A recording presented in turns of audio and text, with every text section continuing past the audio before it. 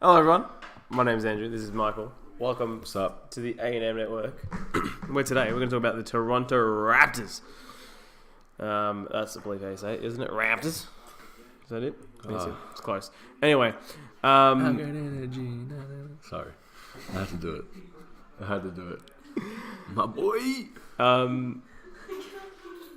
We've got a laughing audience. We have an applause sign up there, that's what's happening. Hates right now. Hates. So, let's get stuck into the Toronto Raptors. So, biggest news, obviously, of the offseason is the trade of DeMar DeRozan to San Antonio for Kawhi Leonard, who I've always rated really highly. No, I rate him. And Danny Green, who I also rate really highly. I'm talking about DeFrozen. Sorry, Toronto, it's true. He was pretty shit in playoffs. Hey, if Pop's the guy to get the next level. Oh, yeah. I agree 100%.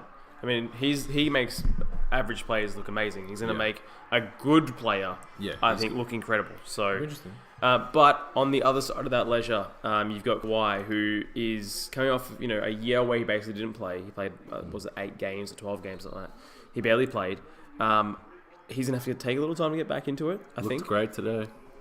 I agree with you. If you can go by today in the last game, he's moving really good. So when he gets his touch back, I think he'll be fine. I think he's going to be really good. And he looks way better than I thought. They played a lineup in their first preseason game, which I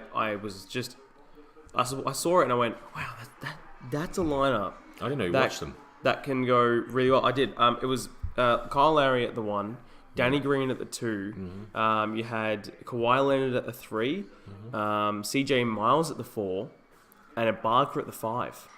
Oh. And that's what everybody's doing now. That's what I was saying. It's not about. I actually quite like it. Barker as a 5.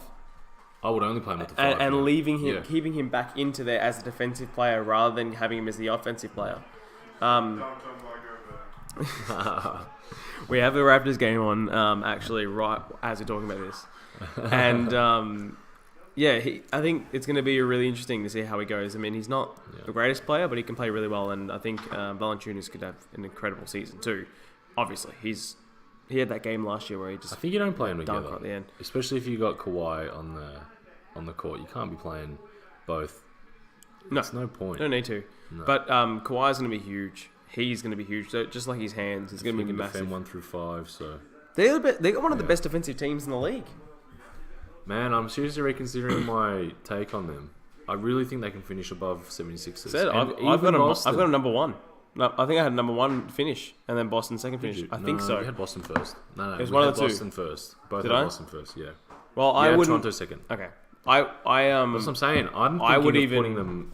Yeah. Like, if I could change anything of the whole list, that's probably the first thing I would change.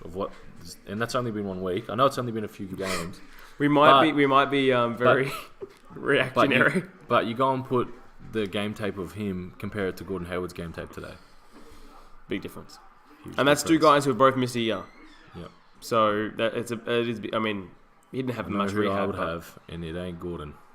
Oh, I'd be picking Kawhi Leonard over Gordon Hayward every day of the week. Danny Green's been sneaky really good so far. He's just a really good role player. He can do 2 things really well. Toronto needed that because I feel like when they were playing LeBron, they'd get into situations where they just had nobody to like grab him. No, like grab him by the neck and be like, "We got this, boys. Like we're not bad. We're good. We can play." Where like I feel like LeBron makes them feel like they can't play. And that and they just get stuck in a hole. The biggest thing is not happening to Danny Green. The biggest thing is how the coach affiliates into the system, but with whatever system he's putting in. But you got to remember, this is a 59-win team last year. Yeah, they've added 2 great players. They've added a top 5 NBA player, top 5 NBA player. He used to be top 2, but he definitely is lowered down after a year off. Top 5 NBA player and a great 3-and-D guy. So. Is 60 wins possible? I think 60 wins is definitely something they can achieve this year. Do Toronto keep him if they make Eastern Conference Finals? Does he stay?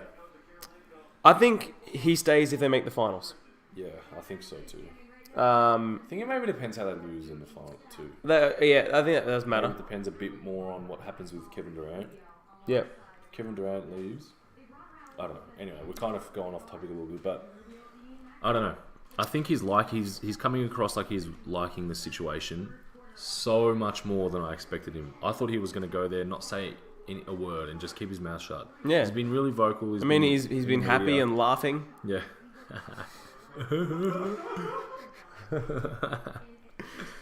Listen, he's a great player, and whenever you add talent to a team, you're gonna do well. And the thing is, all they've done is add talent. DeMar DeRozan, he's a legend of Toronto Raptors. He will always be a legend. He is still their best player that they've ever had for their franchise. Yeah. But they got an upgrade. And when you do that to a team that's won 59 games, I think this is going to be their first season where they can have a very realistic chance of getting to the finals and upset the Boston Celtics, who I say were probably the favourites to get through. So it'll be, I think, end of the day, even if whatever happens, that playoff race in the semi-finals and the conference finals are going to be really good in the East.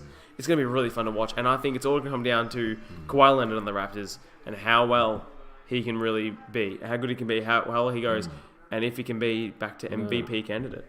One thing we didn't really touch on, Toronto's bench unit. Awesome. They didn't lose anybody. They lost.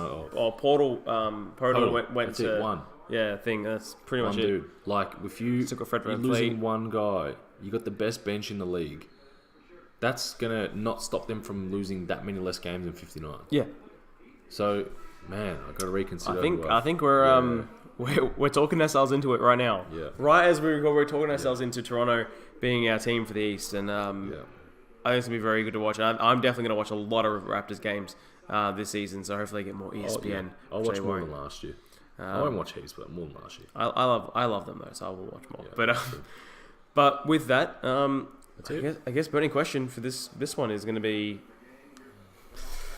is Kawhi going to be pushing back to his MVP level play? Yes. Top 2. Is he back to? Will he get back to top 2? Down? I'm going to say he's going to be pushing it. I mean, I'm a tentative yes. I agree. Tentative yes. Let us know what you think, and we'll have to update how we think later in the year. But until then, we'll see you later.